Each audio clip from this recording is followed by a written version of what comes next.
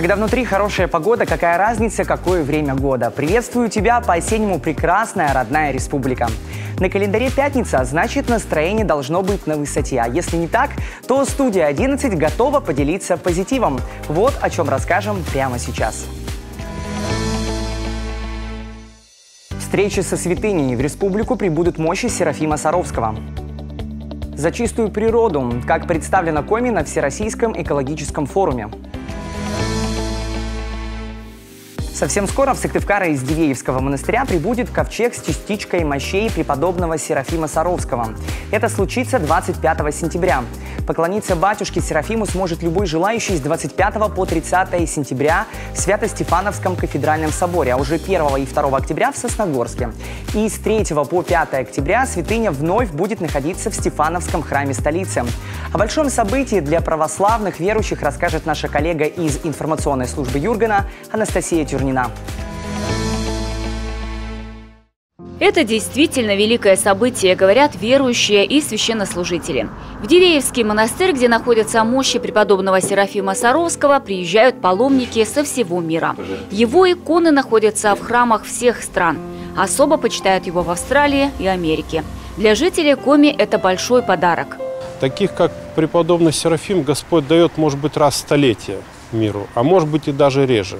Если вы почитаете его житие, вы увидите, что обычный человек, родившийся в благочестивой семье, смог достичь таких духовных высот, которые достигают, наверное, 1 из 1000 человек, а может быть из сотни тысяч человек. Считается, жизнь Серафима Саровского была отмечена знамениями. В детстве он по неосторожности упал с колокольни храма, но остался невредим. В отрочестве тяжело заболел, но быстро поправился. Подвигами Серафима гордится каждый христианин. Впереди у него было 15 лет тяжелейших духовных и телесных подвигов. Поста, молитвы. Он удалился в Саровский лес, тогда это была непроходимая чаща. Стал отшельником. 1000 дней, 1000 ночей простоял в лесу, на камне, в молитве. Боже, милостив будем грешному. Еще 1000 дней он питался лишь одним отваром, известным по всей округе травы сныть. И вот годы отшельничества сменились годами затвора в Саровской пустыне. И только после этого, собрав духовную мудрость и силу, по благословению самой Царицы Небесной и уже на склоне своих лет, батюшка открыл двери своего затвора. Стал принимать всех желающих послушать его душеспасительных словес. И вот с этого же времени он стал вплотную заниматься делами устроения Дивеевской общины. Знание того, что любые испытания приходят от Бога, неустанный подвиг и необъяснимая любовь к каждому человеку сделали преподобного Серафима великим подвижником, чье имя просияло на весь мир. Сегодня к мощам святого по-прежнему нескончаемым потоком стекаются верующие люди и получают помощь. Я сама родом из тех мест, где служил батюшка Серафим Саровский. Это в 40 километрах от самого Сарова. Моя бабушка пешком ходила. В те времена не было никакого транспорта. Она ходила пешком в Саров, чтобы поклониться батюшке Серафиму. Мои родители и вообще вот в нашей деревне почитали батюшку Серафима. В каждом доме были его иконы. И мы, когда я там жила еще, мы очень часто ездили, купались в источниках, поклонялись мощам. В Коми небольшая частица мощей Серафима Саровского находится в Усть-Вымском храме. А уже в эти выходные в Сыктывкар прибудет ковчег из Дивеевского монастыря. Кто-то изменит свое отношение к Богу, к церкви. Кому-то будет помощь оказана. Кто-то, может, получит исцеление, может быть, еще какое-то простим. Для этого это все и делается. Но ведь человек должен понимать, что мощи сами по себе не дают какое-то движение, это дает Бог, благодать Божия, которая обитает в этих мощах. Вот это самое главное, должны люди понять. И когда человек с верой приходит, то он получает просимое. В Свято-Стефановском кафедральном соборе мощи пробудут 5 дней. 1-2 октября преклониться им смогут жители Сосногорска. Поместят их в церковь Серафима Саровского. Затем на 3 дня реликвия снова вернется в столицу республики. сентябре на территории Камчатского края прошел Всероссийский молодежный экологический форум «Экосистема. Заповедный край». Одна из его целей – вовлечение молодежи в реализацию экологических проектов.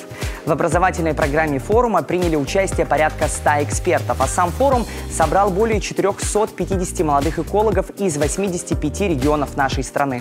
Еще около 4000 человек участвовали в мероприятии онлайн. От Республики Коми в форуме приняла участие Софья Топова. Софья, форум собрал больше 450 участников. И вот какими же практиками вы в их составе занимались? На самом деле наш форум был... Участники были разделены на 3 трека. Это трек знания, трек экология начинается с тебя и трек экономика замкнутого цикла. И участники каждого трека занимались своими кейсами, решением определенных кейсов. Например, в треке знания, в котором была я, мы занимались созданием концепции системы экологического мониторинга на примере Камчатского края, которая в последующем может помочь в создании всероссийской системы экологического мониторинга.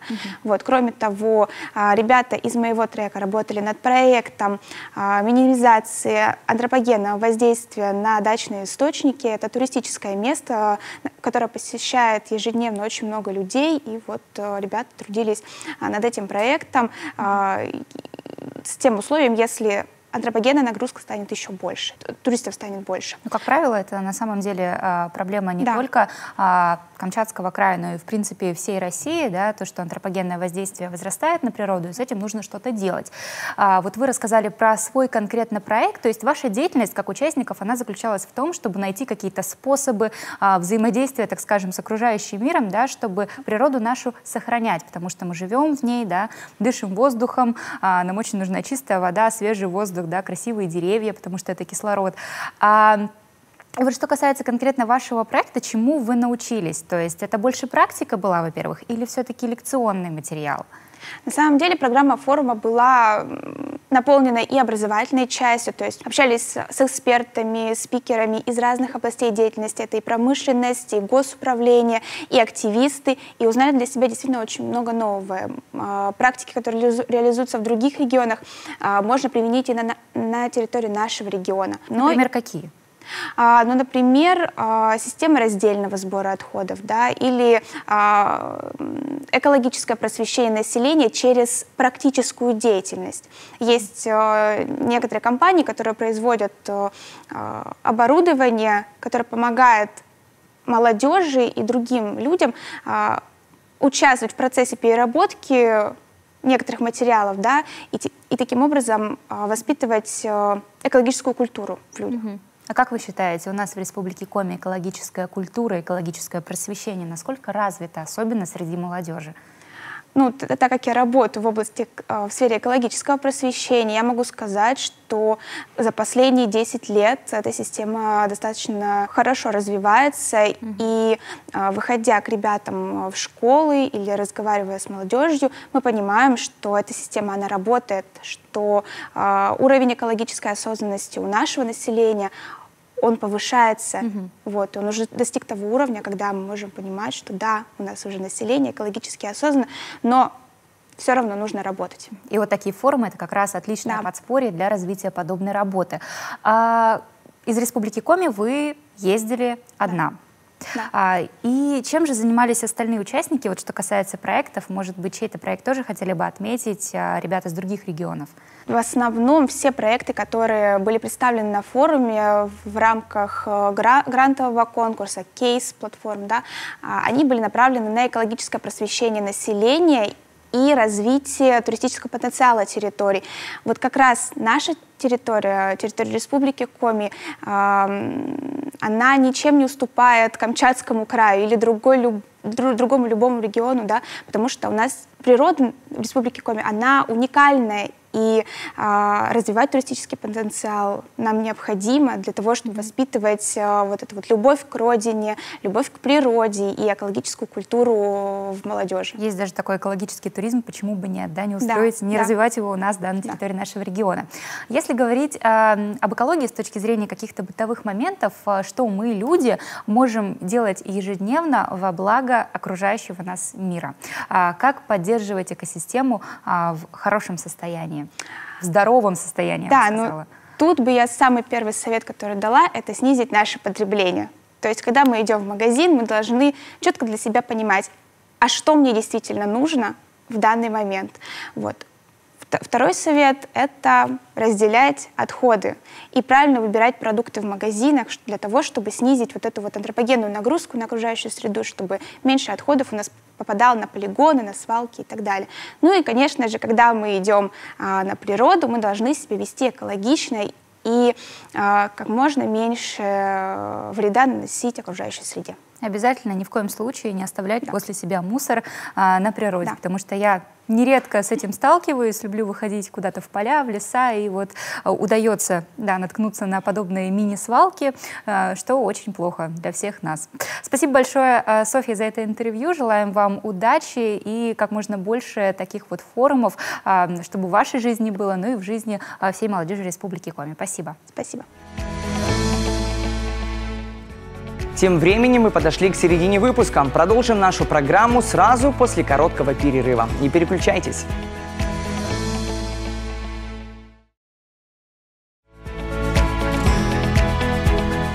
И снова мы в эфире. Всем привет, кто только подключился. Впереди 10 минут интересной и полезной информации. Поехали!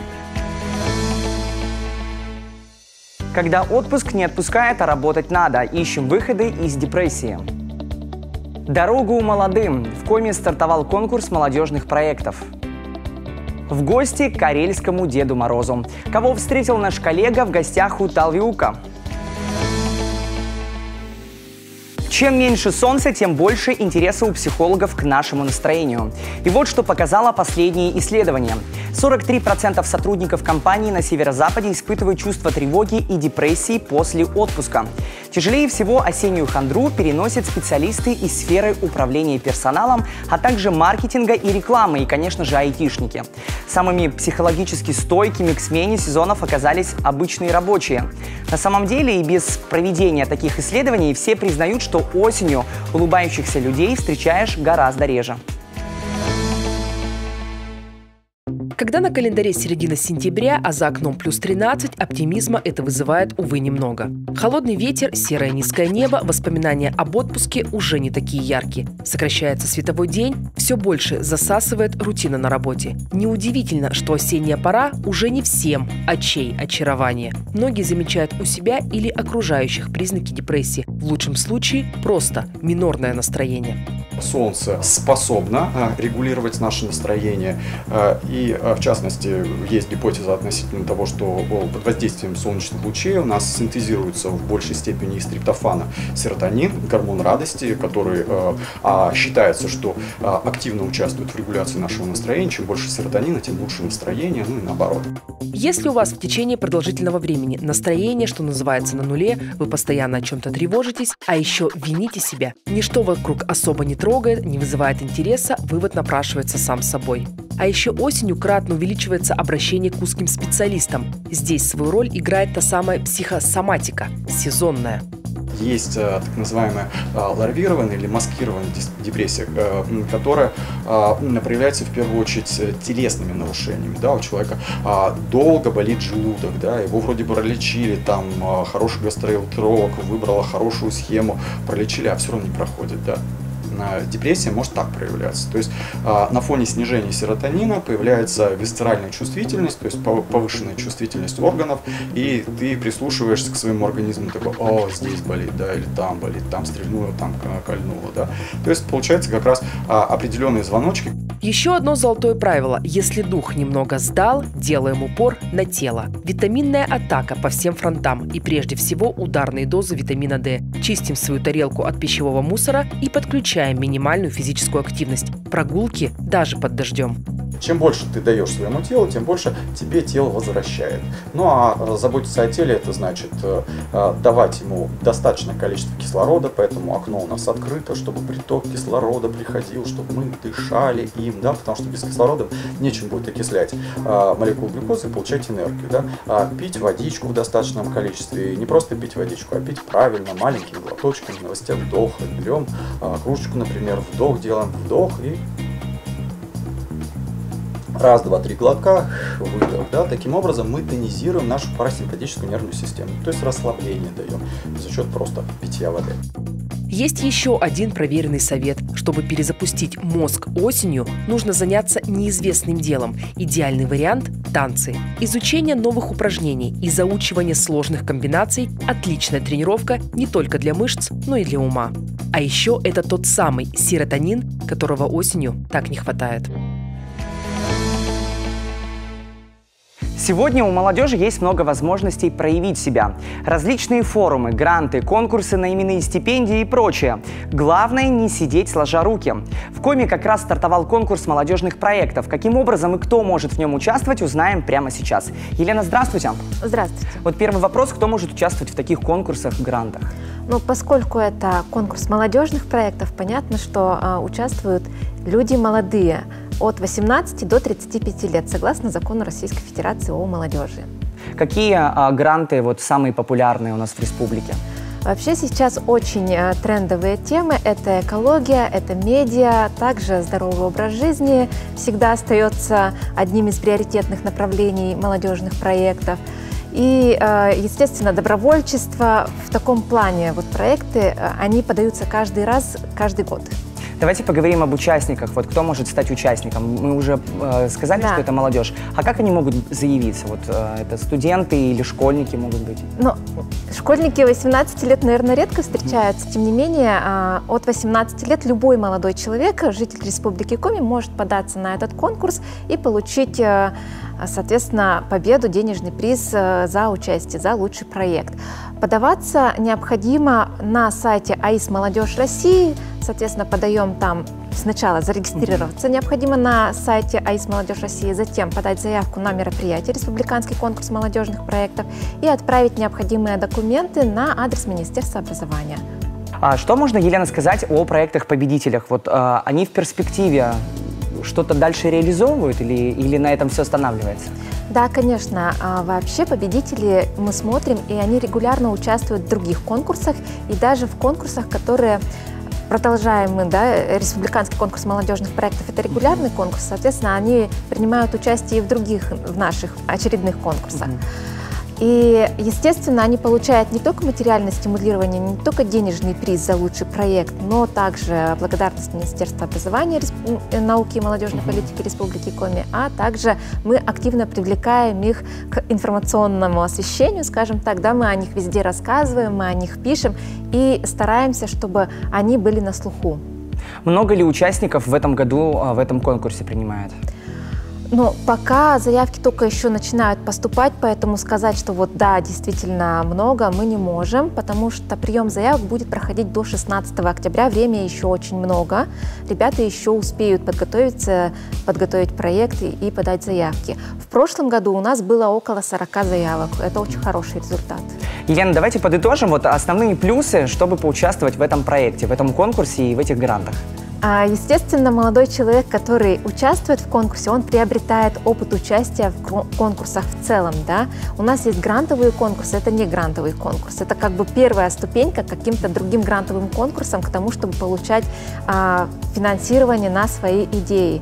Соответственно, молодой человек, он утверждается в том, что он это может делать, что его инициативы интересны не только ему, но и региону, и он получает, наверное, уверенность в своих силах. Всегда победители потом пишут, что как здорово, что мы выиграли, это так здорово, что республика нам помогает, и очень приятно читать такие отзывы. И наверняка опыт, правда? Естественно, это огромный опыт участия в республиканском конкурсе. В общем, друзья, участвуйте, побеждайте и получайте гранты. Елена, огромное спасибо, что пришли к нам в гости. Желаю удачи. Спасибо. Популярность путешествий по России в этом году возросла в разы. На первых местах у туристов две столицы – Москва и Санкт-Петербург. В топ также входят края Краснодарский и Приморский. Среди популярных направлений также Дагестан и Байкал. А мой коллега Северин решил отправиться этим летом в Карелию, которая, к слову, тоже не страдает отсутствием внимания у туристов. Одно из интересных мест, которое он посетил, это резиденция карельского Деда Мороза – Талвиука, и познакомился с тамошними обитателями. Приехали на вотчину карельского Деда Мороза. И здесь есть великолепная возможность покормить оленей, настоящих оленей, настоящим ягелем. Их тут порядка 10 штук, 10 особей. Вот они все там за вольером, в вольере точнее. Ну, увлекательное занятие. Вообще сам по себе, вот это сама по себе вотчина Карельского Деда Мороза, такая большая, напоминает немножко Финно-Угорский этнопарк. Много всяких тоже развлекушек. Ну, конечно же, приятно пообщаться с животными. Покорители снежных просторов живут здесь весьма неплохо под наблюдением опытных оленеводов. Попробуем покормить оленей. Вот, давай. Ой, ты боже, ох ты. Вот. Любит ягель очень. Между прочим, среди этих красавцев есть настоящая звезда – олень по имени Миша. Он дважды участвовал в съемках сериала «Эпидемия». Помимо оленей на вотчине полно всякой живности, общение с которой доставит настоящее удовольствие. И, конечно, гораздо интереснее побывать здесь зимой. Так что приезжайте в гости к Талви-Уко.